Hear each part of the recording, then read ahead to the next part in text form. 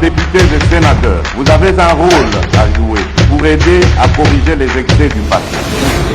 Vous les collègues du Grand qui quittez les groupes armés, je vais le dire.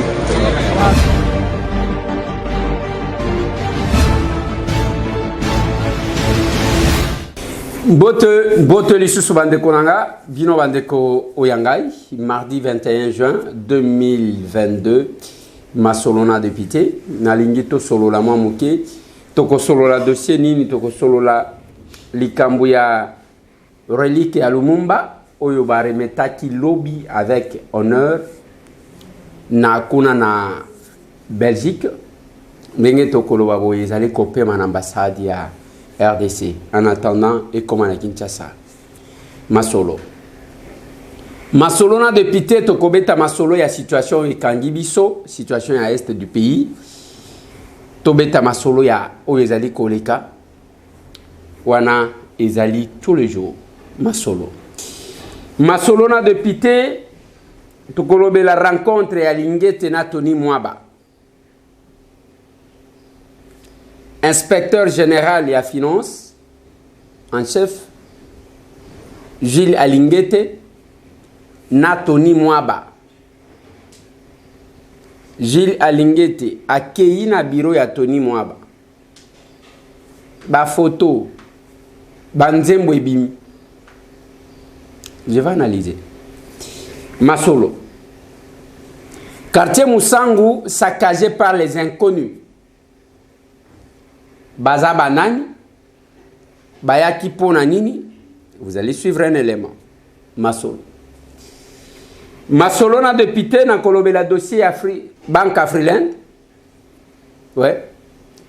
Oyo na loba loba, batu ba kosa kosa. Je vais en parler aujourd'hui. Na loba kanabino, vous savez, ceux qui boyo qui n'a insisté sur un dossier, ce n'est pas de la blague. Masolo. Solidaire optique, bandeko ya bapaya na yebsa kabino o ba yaki fois passé pour na kosala batu opération ya misu na laser basi baye babandaki musala lobi lundi lelo mardi mercredi bako travailler soki ozana retard kene mango. N'habitez ceux qui va ajouter un jour, je ne sais pas, selon nombre et abattu. C'est maintenant le moment, ils ont la galerie présidentielle.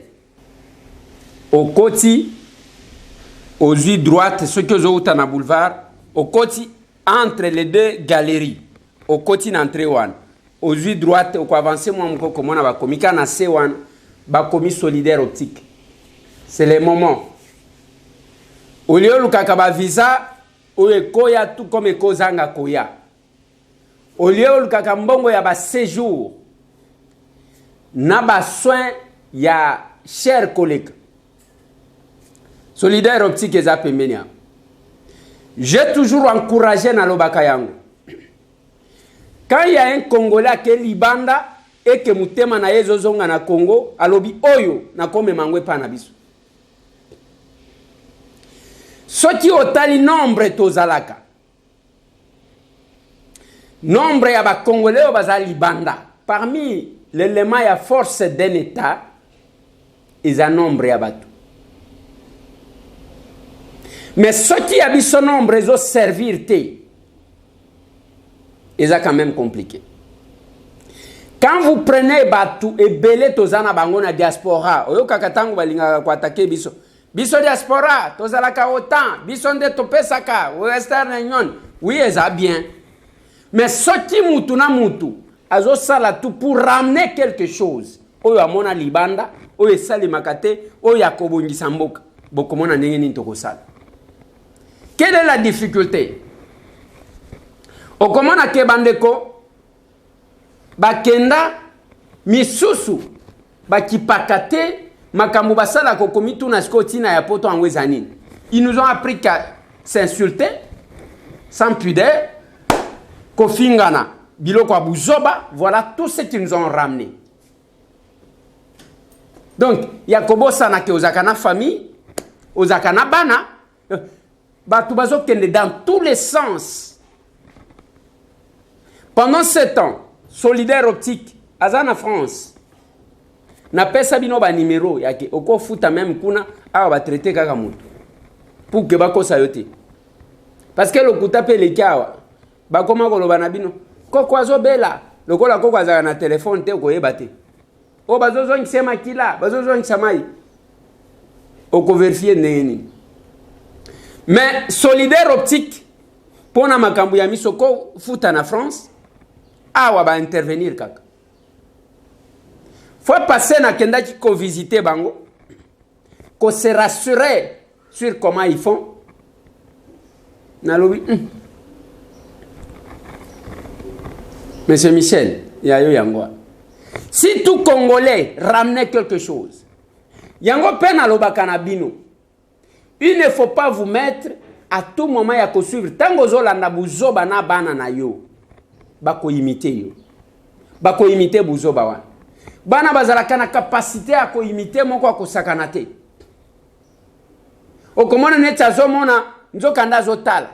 Il va commencer à faire exactement oyo salaka. Omoni biloko bimisaka na munoko na yo. Bana na yo bako bana ko bimisa ndoko yo kango bien. Ozo kango bien te parce que ezo bimana munoko na yo. Je vais vous mettre un enfant qui imite le maréchal. Ponako Tali Sabino, à quel point moi na zolo bazana papier te avivate sous Mobutu, mais au comment on a capacité ya ko imiter. Les enfants sont terribles. Suivez-moi cet enfant.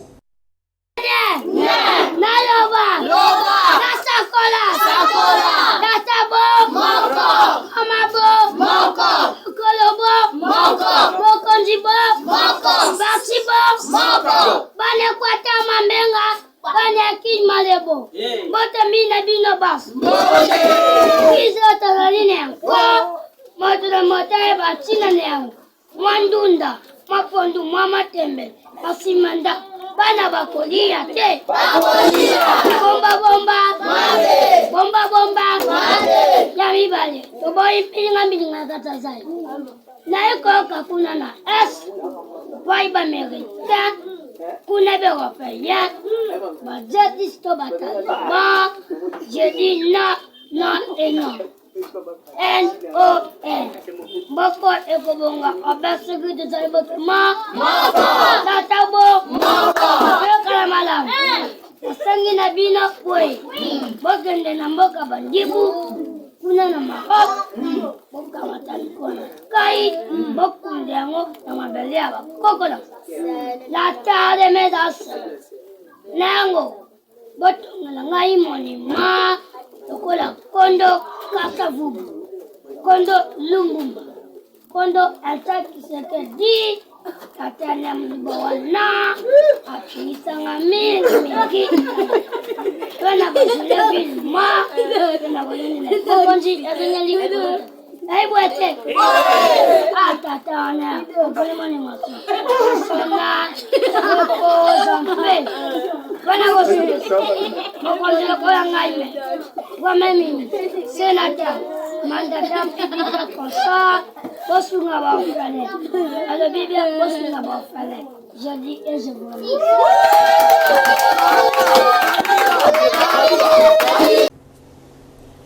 Voilà. Biloko nyonso to wana yo tango ovandaka. Ovandi OK. Denis laisse azo sala ba pétage na ye. Bolandi bozo sala ka ba pétage. Bozo landaka ba pétage.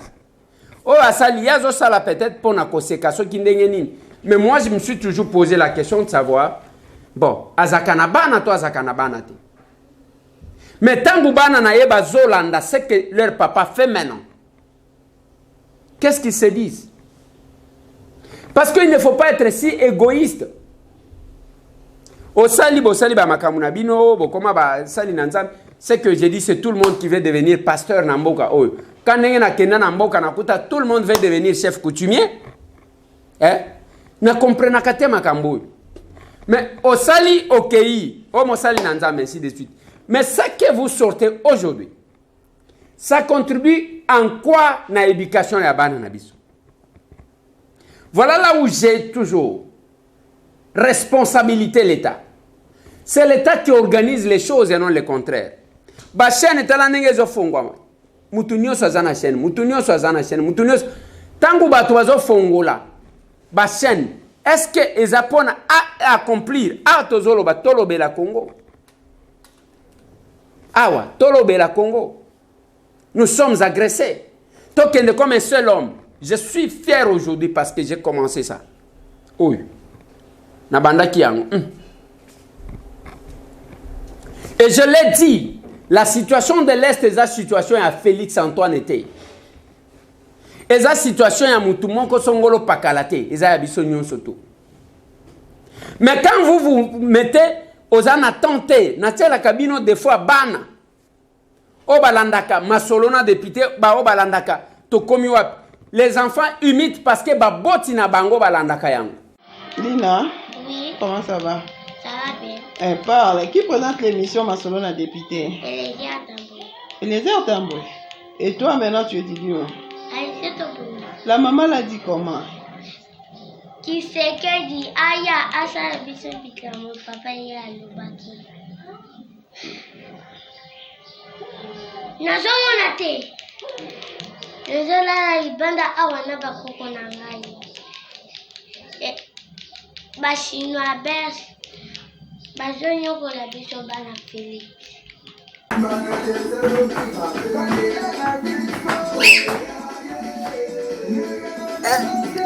Danse.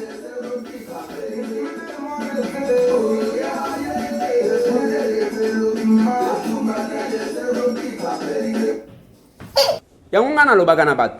Olande mission nanga. Ce qui osepelaka na mutu moko partager le ye.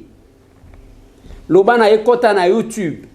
Beta ndeko Eliezer tokokoma page kofongwa mandengwa. Au fini, au komona ba vidéo, au s'abonner, ça va vous aider. Ça va vous aider. Pambate, je l'ai dit, ceux qui osepelaka na monsieur Tambo était parce que je suis villageois. Te, tchanga ta goudron, bosana, tchanga mwindu moko na elongi. O bosana, oyo ka Congo, oyo que c'est votre pays qui crie. Même temps on a lancé récolte de fonds. Na lobaki na bandeko je vis batu moko bandeko moko bazo komelangai na komeka kobenga bango na message normal ngai nazo koka kotinda message normal te pona répondre bien. Yango na senga ki soki komelinga na WhatsApp na ko répondre yo. Toujours na même numéro plus 243 998 311 332 plus 243 998 311 332. Tant qu'on a lancé appel des fonds, na lobito sunga bande kona biso o ba déplacer ba kolela. Je m'assume parce que je sais que même $1 est comme à destination. Si on appelle des fonds bimi oya senga nazotal bamsu babenga batu boy bazo na lobi ngai na lingi ko ya ko juger batu awate na lingi pe kokota polémique na batu te ngai na lobaki soki ozana posa ya ke to sunga bandeko na biso wana ba se sentir quand même que tozana bandeko tinda mongo soit na RTL mani na numéro oyo to salaki SOS Makila et Gangi. Oh, notre maman dit hier, maman, SOS Makile Gangi, il se robe bandi, Makile Gangi nanine. Te maman, Makile Gangi. Makile Gangi. Yango pe Nathalie Sakieke, nous les avons défendus l'autre fois. Bafuta ki mo muke. Na ba diplomate yango tango bafuta kabiso to yebagate. Soki kauki wana kanda nyoso bako décharger yango. To sala ba démarche, ngai tambo na sala démarche pour les diplomates. Na ba souffrance, na ba nini bibembe mususu ezo kangama. J'interviens toujours. Mais le mal aussi tango pe ba boujaka moi muke to yebaka. To yebaka. Dans n'importe quel pays du monde. Heureusement pour moi. Je suis villageois mais na tamboli quand même moi muke.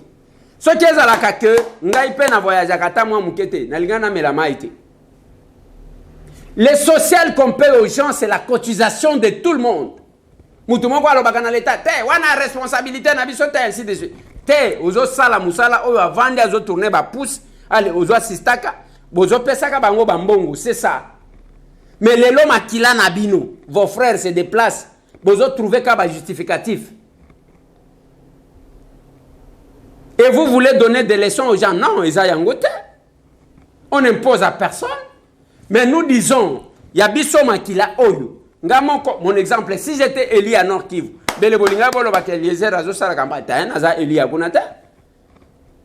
je suis Eli de Kinshasa, Lukung. Ah, on a coaché la bine. Ndenge bomona kawana na kitaka surtout Kinshasa. Okotangi langa ba député mi balé misato. Okotanga te parce que tu es banni.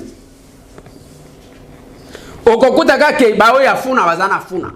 Bao ya moamba bazana moamba. Bao ya changu bazana changu. Bao ya lukunga bazana lukunga. Mais monsieur Tango, j'essaie de presser, de démontrer aux gens que au moins moi on a outi kocha. Alzolo ba makambu moko plus important. Alors il faut toza la mutu moko en imitant Mobutu. Parmi biloko Mobutu a pesa biso ya makas, c'est l'unité. Ah, petite division, bah, oh, bah, et c'est ça. Ça pose problème, Bande Konangai. Voilà pourquoi même dans cette diaspora-là, Bande Koya fils, image m'sousu ya diaspora. Boyeba diaspora place Bokendaka. Vous êtes là permanent. Eza lokola balokayo, oko kende retard likolo ya kolanda buzoba. Okola mukaretar likolo ya kolanda buzoba. Yo ce qui bazui kaka chombo na yo dès que ba koti na YouTube, okomona ba vidéo kotanda. Ya buzoba na buzoba. Moi je dis toujours aux gens, dis-moi qui tu fréquentes, je te dirai qui tu es. Côté nzete ezola lela, de côté koyelaka. Mais dans la Bible, Psaume chapitre 23, je crois, verset 4. Balobi, il me conduit, le Seigneur. Tangu azotambu sangai na bâton naï. C'est pour me redresser.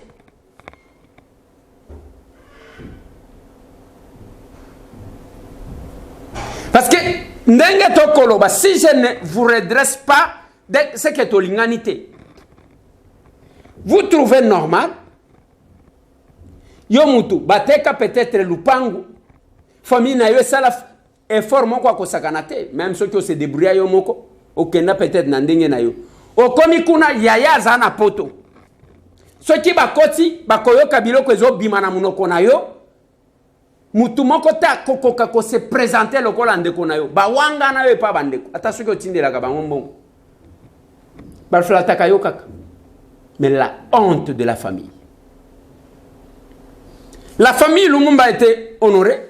Le monde a vu tellement que les Belges, et qui avait organisé tout, mais talaba honneur, talama kambubasali. Il porte la relique de Patrice Emery Lumumba qui vient de faire son entrée dans ce palais d'Egmont où se retrouvent non seulement les officiels belges mais également les officiels congolais. Il faut ici signaler la présence du Premier ministre belge, M. Decroux, qui participe également à cette importante cérémonie. Vous avez la parole. Je reviendrai à ce que j'ai dit. Il faut préciser là-bas, celui qui amène, qui va remettre la danse, le procureur du roi. Oui. C'est auprès de lui que la famille Lumumba avait commencé le démarche, avait d'abord porté plainte. Et que le Premier ministre qui représente la nation, c'est tout à fait symbolique parce que Lumumba fut le Premier ministre de la République démocratique du Congo. Alors je disais que c'est d'abord la famille qui s'est battue depuis très longtemps pour que cela puisse être possible. Et aussi l'unité de la famille. Rappelez-vous qu'il y a plusieurs personnes qui souhaiteraient que la dépit du Mobutu puisse revenir en RDC. Mais surtout que la famille n'est pas unie, c'est pratiquement difficile pour que cela soit capable. Nous pleurions ta disparition sans avoir fait d'oraison funèbre. Père, Comment es-tu mort? On ne sait pas. Quand es-tu mort? On ne sait pas. Où as-tu été assassiné? On ne sait pas non plus. Qui t'ont assassiné et pourquoi? On cherche encore. Tout ce que nous savons, Père, c'est que tu as été condamné par tes bourreaux à demeurer un défunt sans inhumation, un corps sans chair ni ossements, une âme en perpétuelle errance, un héros sans panthéon, un objet sépulcral sous séquestre de la justice, sans l'ombre d'une tombe pour le repos éternel, n'ayant qu'une date comme le 17 janvier 1961. Il y a 2 ans, le 30 juin 2020, nous avions écrit à Sa Majesté le roi Philippe de Belgique. Nous lui avons dit que notre responsabilité d'enfant, notre devoir de descendant, devenu maintenant aussi père et mère, c'était de rendre hommage à notre père, à notre géniteur, en lui offrant une sépulture digne du sang qu'il nous a légué. Ce précieux sang qui circule dans nos veines, la réponse du roi, c'est la cérémonie solennelle de ce jour.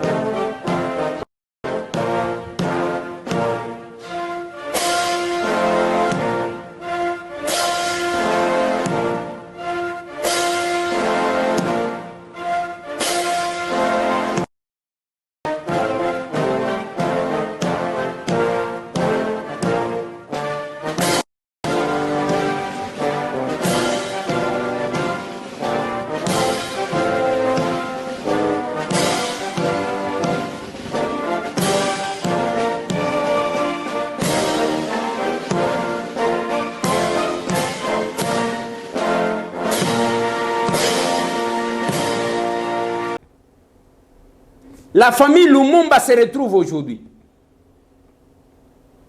Bananaïba Telemi, le monde le voit. Tout ce que j'ai toujours regretté pour la famille de Lumumba. Aucun enfant. Alanda papa, on ne pouvait pas manquer les enfants de Lumumba dans le gouvernement. On ne pouvait pas manquer. Même la fondation Lumumba, ils qui fondation Mokoya, ceux qui bazolo le belango, bazo sentir que fondation on est ça la action, et ça la action kuna, et ça la kaboui. Mais quand vous restez fondation, vous allez qu'à fondation des pieds vanda. Ceux qui besoin de financement, ceux qui besoin de tête, éviter. On ne sent rien. Qui pouvait faire exister le nom de leur papa? Les autres tozana bana ya bakibasa, bazaliao, na ba gouvernement.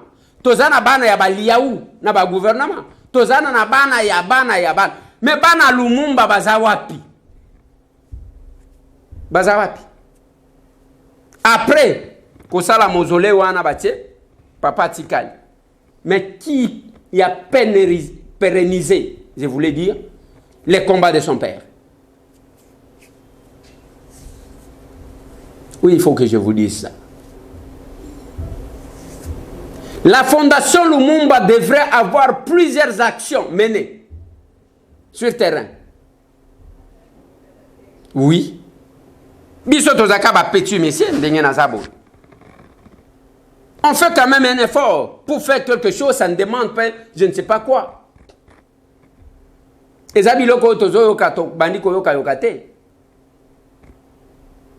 fallait que parmi Bana et Lumumba, et Salamokwazo pérenniser les combats de son père.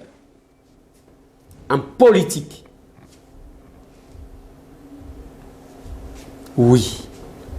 Parce que ba honneur wana bomoni lelo relique ya Lumumba ezana ambassade monde mobimba emoni ba honneur ba komemango du 27 au 30 et que ça la tour wana que on a loa na sankuru ke kisangane zongi après bazui ba tie yango kuna babandi ko balusa.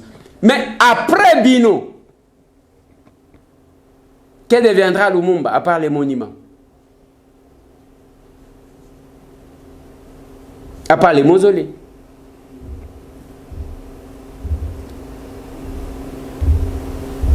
Yangonga na lobaki na ligne toyo kate ba révélation ya kobima ou après. Ya que babimisa ki ba million ba to ba détourner parce que c'est comme ça dans tout ce qui se fait, il n'y a rien pour rien out. Na lobi na bino tourner ya roi na loba na bino oyo ba journée ya pape ndenge bato ba komandi ko sala doji ke ba la recette bimaki wana ba komelango et ce que tali j'ai la francophonie o tolobelaki tolobi la rekenda to tikala kana maquette ba bambango na 20 mains la rekenda biso pe to mela kate ko bosana la rekenda tous en ba inconscient d'engwa.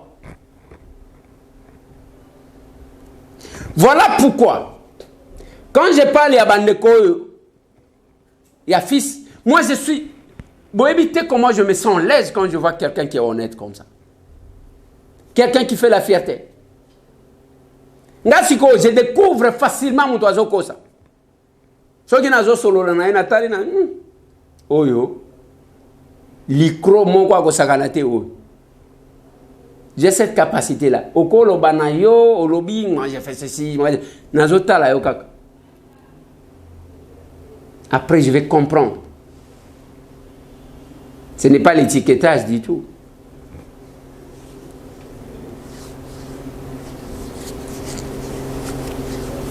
J'ai toujours regretté du fait que Lumumba n'a pas eu d'enfant capable de pérenniser son combat.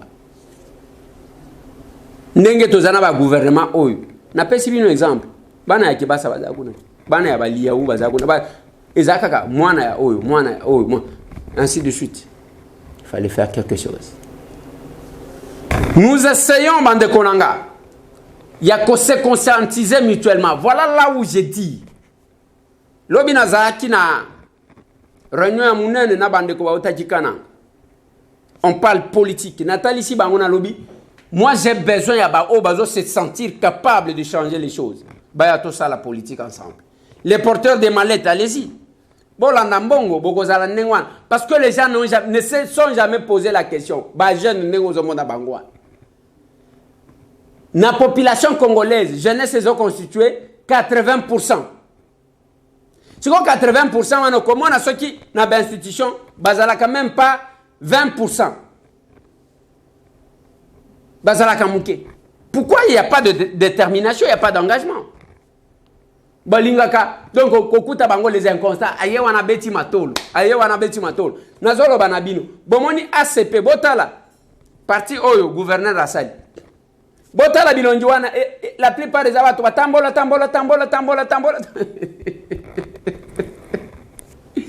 okolanda wana bazakira ba ami ya kimbuta kaka bango wana bamsusu bazakina batibala bamsusu wana donc batu bazokende comme ça.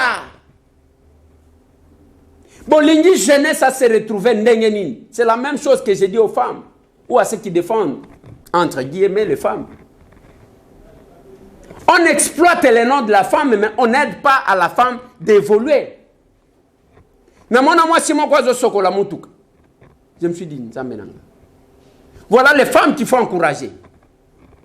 J'ai vu l'autre qui conduisait il y a quelques jours une jeune dame qui peut vendre qu'on a senga. Mais la parité qu'on cherche, c'est là, 50%, 50%. Seulement politique. Avant même de sensibiliser Batouke, il y a des coins qui prétendent défendre les femmes. Azana coin mon koboyi, même la politique, on a kendo meka kobimisa mutu. Akobundi sayona nenga kosaganate. Soit otie mulongo na simanaye la kelele. Et moi, je dis aux gens, nous sommes venus faire la politique autrement. Et je suis fier. Toujours qu'il y a fait mandat Nabiso. Notre mandat est aussi la calamité. Moi, je suis Loboko. Et je me suis battu pour faire la fierté de ceux qui m'ont élu. En particulier, en général, il y a des Congolais que nous représentons.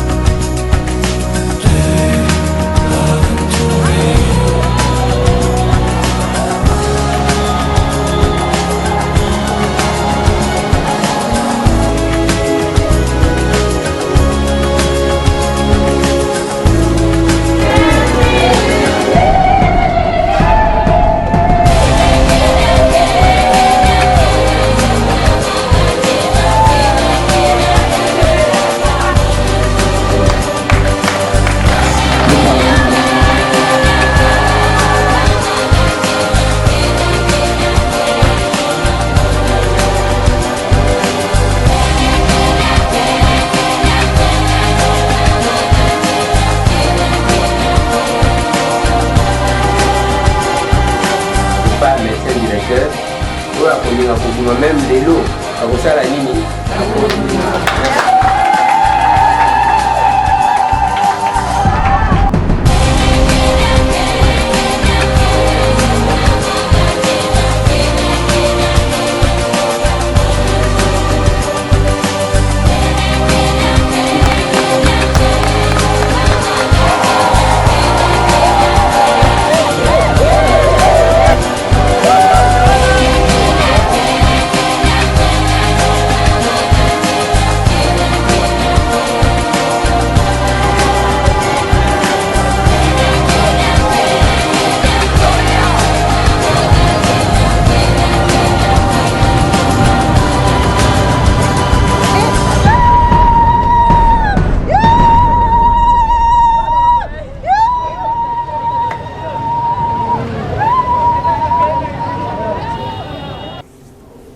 Chaque fois qu'il y a un problème, je suis là, proche.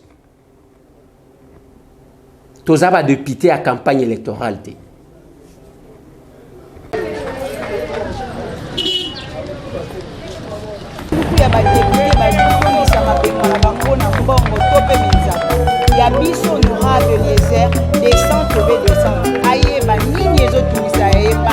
Le vrai défenseur de la jeunesse.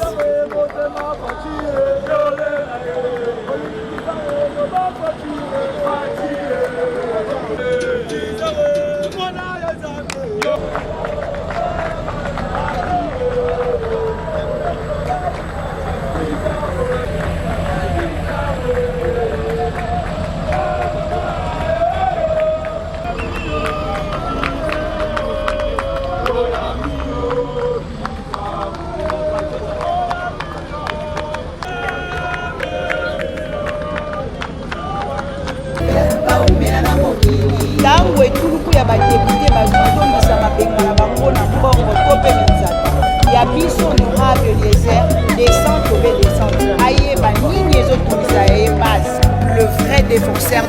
Parce que pendant qu'on attaquer pylône, il y a haute tension, il y a Inga. Tout le monde qui est à la mort subite, il y a partout, comme deuil national. Alors, il y a qu'il recourir devant le ministre. Nanzira yande kuelezea Ntambwe. A komisi biso ti na liboso ya DG ya OVD. Alors bayoka ki kolela na biso. Yango tozali kopesa bango merci na ba démarche non so basali et puis promesse au ministre Robaki que dans 3 semaines bazoya kobanda misala na Dimez.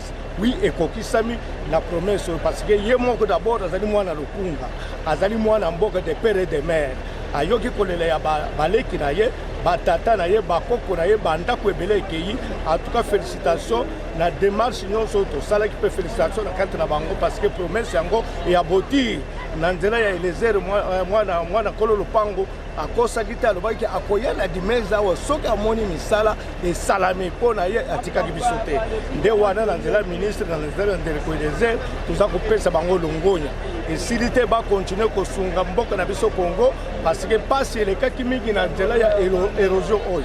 Merci beaucoup nde yango na pesi merci et soyez les bienvenus na koya na bango na kati na cité ya Dimesa. Lewana lezeri mwana mboka lewana lezeri mwana mboka lewana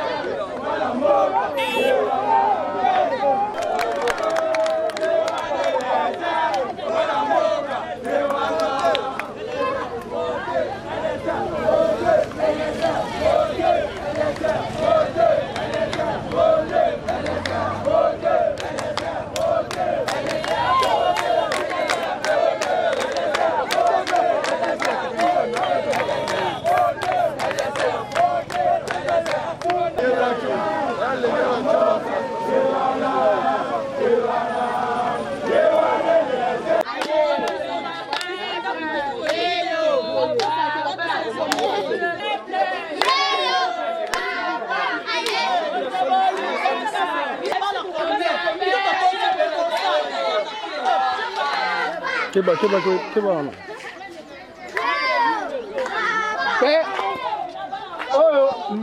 ndeko weza makasi ya biso nde tosa po tozabo soki boye tokoma kuna omona tokende kuna omona banyama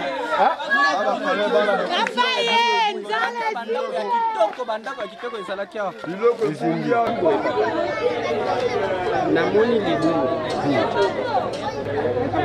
mais nayebi bato des fois basi balembi mpona koloba ainsi de suite mais il y a quelque chose tobandaki kaka boye kosala badémarche moke nalobi na bango nakosignale bino ngai parce que depuis tete moto asalaka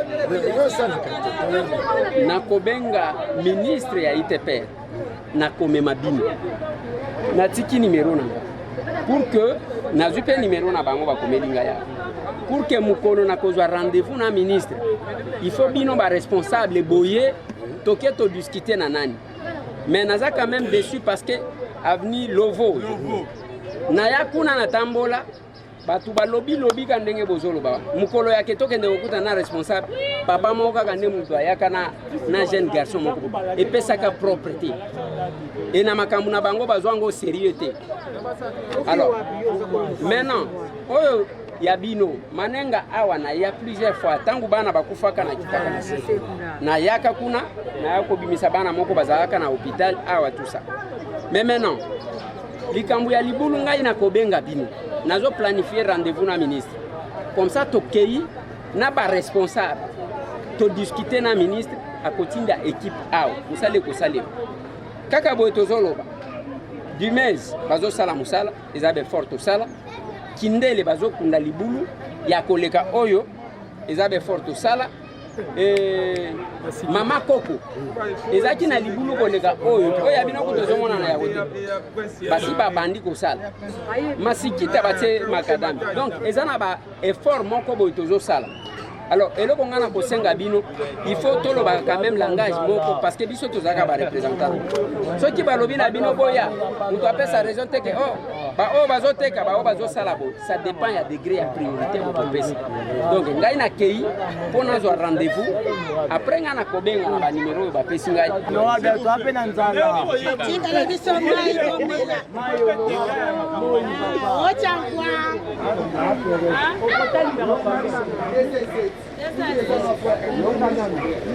rendez-vous la ministre bon kobenga ba numéro yango na kei na fuya ki la panne du peuple tango voix qui na mona ki yote na zaki na singana yaki te biloko aruna na mona ki ka kotana population lokola ndeko lezera ndia ba wona de sozo tala libulu oyo ya balakela TV yende bakundi tala libulu kumana bakundi na masikita do lokola ni atiawa tozo soso la mama buna saka nini kata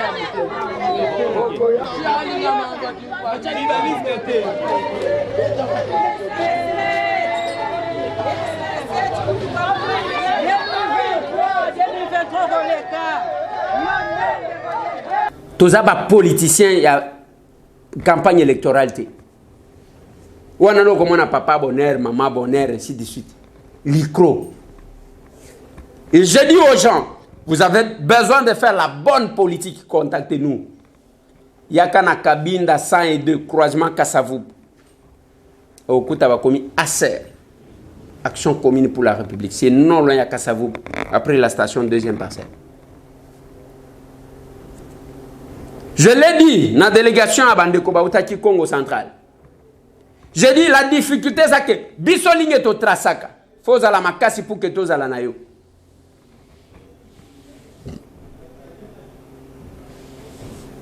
To zaba toutes les to vanda kapona koko sabato. J'ai commencé à parler makambo Freeland. Na lobby a Freeland azana difficulté. A Freeland azana difficulté. Batu misu baleti konete. Sabato. Baboya tiko pesa bango. Mais attendez. Boni lokuta boy. Kaka boy bo melisa batu. Mbongo na eloko ya Malgold. Les lobbies à Kamela, ils sont bongo. Je me bats tout seul. Je me bats tout seul. Quand je parlais d'Afriland, ngai na za client ya Freeland. Na lobby koko so ezakuna. Batindi bato oyo aloba nazotala bango na lobby. Vous oubliez que ba vidéo na bino ezotika. Et ces gens comme ça bakoya lisusu babani koko sabino vous acceptez. Ba ye penza bakosi bino ko ezane tiobo sani kaka lelo. Awa lelo tozana mukanda que je vais vous lire. Natanga te otangi mukanda mabe, ce n'est pas le contenu ainsi de suite. Koluka ko tangi sabato bino boza ba likro moko il se retrouve na makamuna bango bake bazwimbongo bafutie il faut mukande za ya lobby le 20 juin 2022. Avis au public. La Banque centrale du Congo informe le public que, conformément aux dispositions des articles 41 à 48 de la loi numéro 003/2002 du 2 février 2002 relative à l'activité et au contrôle des établissements de crédit, Afriland First Bank CDCSA est mise sous gestion d'un comité d'administration provisoire. À cet effet, les personnes dont les noms suivent ont été nommées au sein du comité d'administration provisoire de cette institution bancaire. 1. M. Moudjaï Mpinga, président. M. Mbulu Mombito, membre. M. Chibambe Kishi, membre. M. Mukendiwa Boadi, membre. M. Ngankoi Kampo Markamp, membre. Madame Massim Zindula, membre. Monsieur Mouawa Lokenye, membre. En conséquence, la Banque centrale du Congo informe le public, les actionnaires, administrateurs, déposants et toute personne disposant à un titre quelconque d'un droit sur les fonds ou avoir conservé ou détenu par Afriland First Bank CDSA que les conseils d'administration et la direction générale de cette banque sont dessaisis de leur pouvoir de gestion a daté du 20 juin 2022. À cet effet, il est restitué le comité d'administration provisoire ayant pour tâche essentielle d'assurer la gestion courante de la banque, de servir d'interface avec toutes les parties prenantes à la résolution de la situation de crise qui prévaut dans la banque et de préparer dans un délai de 180 jours francs à dater de la fiche du présent avis au siège social les plans de redressement de Afriland First Bank CDSA fait à Kinshasa le 20 juin 2022. Malangu Kabedi Mboui. Siko Boy Sangai. Quand j'ai parlé de la situation, il y a crise. Ba likro. Ba oba yoke la kabatu mawate. Bango ba keba zuimbongo bazolo ba rien. Il n'y a rien là-bas. Isaac, campagne, c'est l'intoxication. Ainsi de suite. Baya bawanga na lisusu. Ba toi modèle one. Mais ce qui m'étonne bino à Congolais ndenge bozawa. Mouto a koloba, il y a les histoires qui restent. Maloba etikal, mais vous oubliez tout de suite. Ils en ont ba escroc ndenge one. Oyo akwa simbi sabino touche parce que ngana loba kana bino. My gold ba benga ngai na kenda batu nyoso ba monanga kun. On me dit il fallait que je fasse une émission. Je connais ma crédibilité. Ceux qui n'ont pas de croire, ils pouvaient me donner $5,000 pour une émission de 30 minutes. Au début, 5,000 $, la handicapé combien bilo? Hein? $5,000 après 30 minutes? J'ai dit, Ngana kosala yangote, mbongo wane tikal. Et nous nous comportons comme ça. Nakenda ki na lemba imbu. Je parlais au chef coutumier. Ozwa carburant na lobina yakina carburant nanga. Botuna tokena na makamwa marché central. Tokena bureau ya gouverneur biso ba élu. Jantiningo Bilambaka est là. Mes collègues de Pité m'entendent ce que j'ai dit, nous les élus de Kinshasa. Tokekuna tolobie za mukolo mutu moko akufaka pona makamwa marché wa. Tosilisi na bimaka na ke toilette tangu nazo zonga mo. Oh voilà, bazo pesa carburant. Oui, et ça combien? Oh, bon, papa. Ngai na ko démarrer quand mutu ke pa na ngai na ye awa na zana carburant. Quelque part là, il faut qu'on y paie sa crédibilité. Voilà ce que moi j'ai dit, Bandeko. Tika qu'observer la politique et conduit tout. Ça ne sert à rien. Lobby, oyende kwa Eliezer. Oko lobelangate. Numéro matricule. Oko recommandé. Même ceux qui ont une ambition à postuler, venez nous travaillons avec vous. Au lieu de rester pour na kobana kolobaka na batu. Non, oko recommandé ngate. Dossier a bloqué kuna. Mais yo lobaka oza politique. Et vous oubliez que politique wana lelo ba choisir nouveau président de la Cour constitutionnelle. Et le juge de la Cour constitutionnelle ba yaki ko prêter serment devant qui? Devant un politique ou bien devant un apolitique. Tant que bolobaka je suis apolitique et je suis apolitique et je suis apolitique. Est-ce que vous comprenez? La politique conduit tout. Même ceux qui ont ça là-bas faire, ceux qui politiques, et il n'y a côté là yo, au cause à la bloquer. Mais tout le monde ne peut pas paraître. Au côté koya tozo ça la nayo politique, même ceux qui ont causé la politique activité. Mais cause à la quand même actif, c'est ce qui fait qu'aujourd'hui Félix reconnaît des fois qu'il est soutenu des fois. Au lieu de rester observateur. Mais batu misus oyo, te Afriland, va sali boy, jusqu'à nous qualifier biso loko la batu tokena ko luka ba je ne sais pas ba dette, tokena ko luka so ki ba crédit, oh, voilà, je voulais parler du crédit. Ba crédit kuna ba pimela biso, loko la biso tozaka na mapangu te ya kopesa ba mikanda, ainsi de suite. Mais on induit les gens en erreur, batu ba bungisa gambo. J'ai dit avant, et avant tout le monde, qu'Afriland n'est pas un problème. Le loger tort ou j'ai raison. Voilà pourquoi on a recommandé à Kabit. Landaka émission ou. Kabola Kayang. Tchato komi wapi télévision, ceux qui ont Kinshasa. Ceux qui ont na YouTube, partagez lien. Yebi sande kona yo wanake. Lokola na linga kayo, landa muto aliboma ou villageois ou. Tozaba tout est que tokosa ni. Ngana kota kana ba sentiment. Quand j'ai commencé, même ngai balanda kabiso kaka. Tozana ba collègue na biso wa.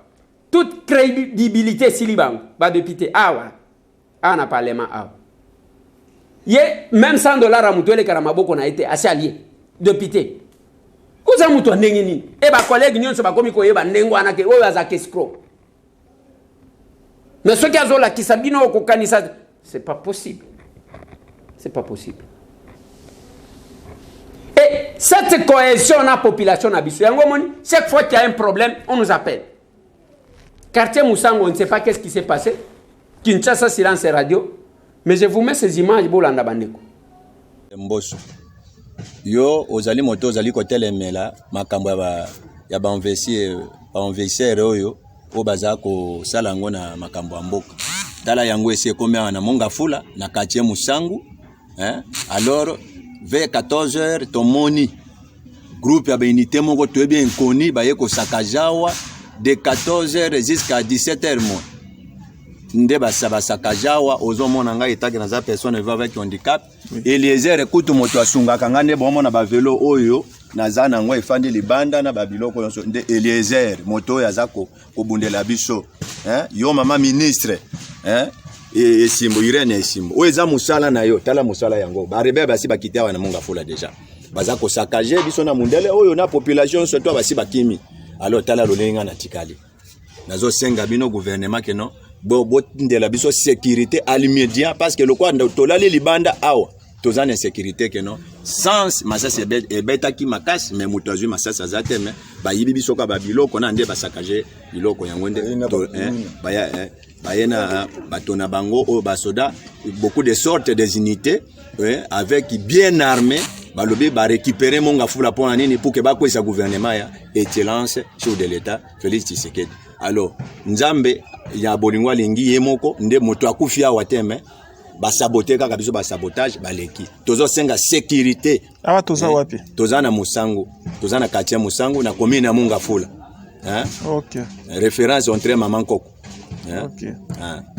C'est ça. Voisin abiso Beliar ni René yango yo bauti pe kobuka ye na droite kuna. Basali babuki bandako na ye na biloko na ye kuna babuki bapanzi panzi. Voilà. Et là c'est nous. Ceux qui ont métier koloba. Heureusement bazolo bela ba personne avec handicap. N'alemba même koloba parce qu'il y a les gens qui pensaient que je me battais pour encore remplacer excellence Irene Sambo. Ils avaient fait une lecture, ils avaient dit maintenant, si nous voulons l'intégration, il y a la discrimination. Il ne fallait pas mettre Madame Irene Sambo comme ministre à la personne avec handicap, étant donné qu'elle-même vit avec handicap. Comme à ça la droit, il fallait qu'il bâtisse un ministre et la justice. Ça, c'était ma proposition. Une personne valide, ce n'est pas que c'est tambour.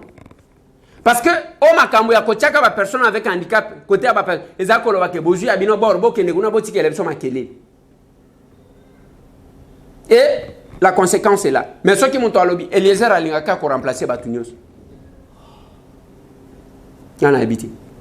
Yango bomoni même tangu to kwesa ki ministre de l'économie. Il y a les gens qui se sont enrichis. Oya ki azu 50 000, oya ki azu boyi. Bazoloba. Batu bazanga mawa. Batu bazanga mawa. Pas si la population est talibangote. Mais mon toiseau, je suis représentant du peuple, je suis élu du peuple. Mais attendez. Attendez. C'est là que bozo mona tangu maponomie yaka. Il faut yeba que voir na yo wano zocha eza pouvoir na yo zo confier na mutu. Ozo confier na mutu nini? Ozo confier na mutu nini?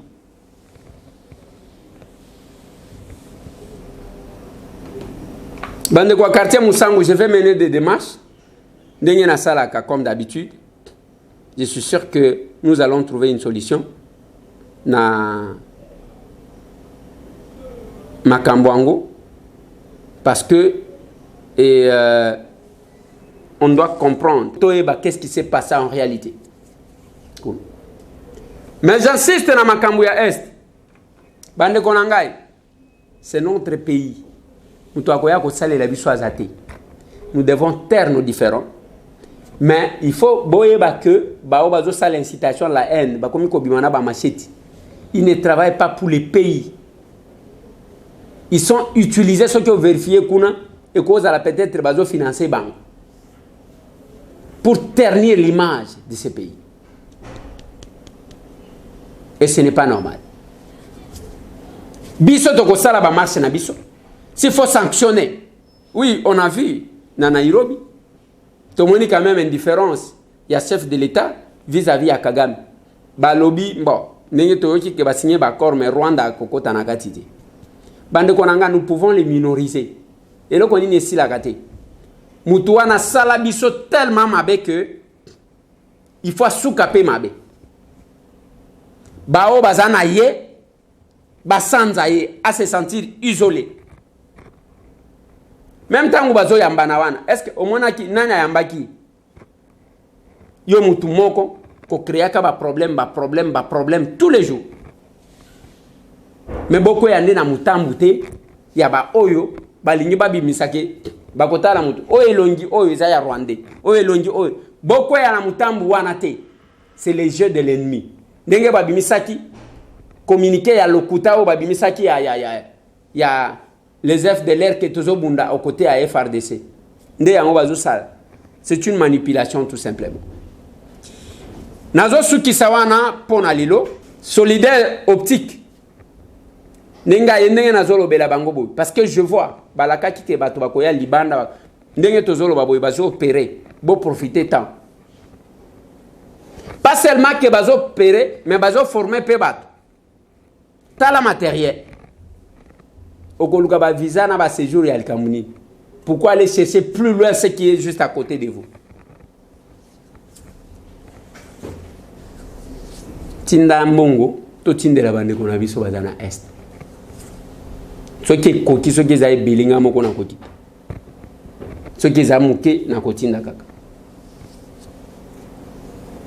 Tina mbongo to assister. Tika kotale de nazolo bana yuti.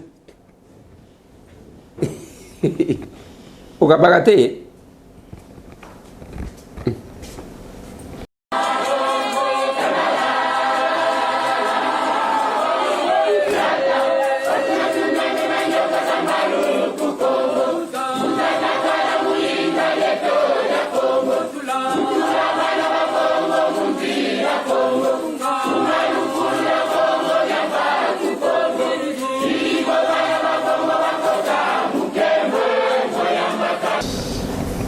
Nous allons soutenir nos militaires.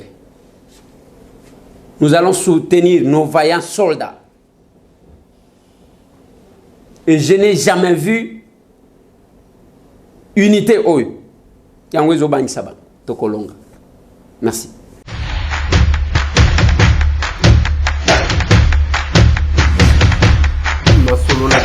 Honorables députés et sénateurs, vous avez un rôle à jouer pour aider à corriger les excès du passé.